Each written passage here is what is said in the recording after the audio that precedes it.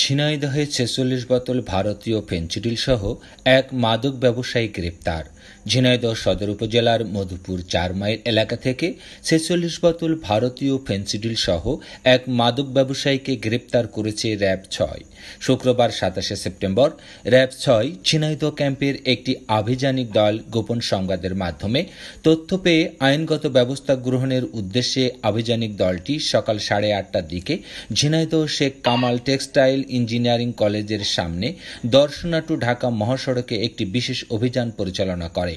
অভিযান পরিচালনাকালে অবৈধ মাদক দ্রব্য সহ ৪৬ বোতল ফেনসিডিল সহ মোহাম্মদ মিরাজ ২২ নামে এক মাদক ব্যবসায়ীকে গ্রেপ্তার করে।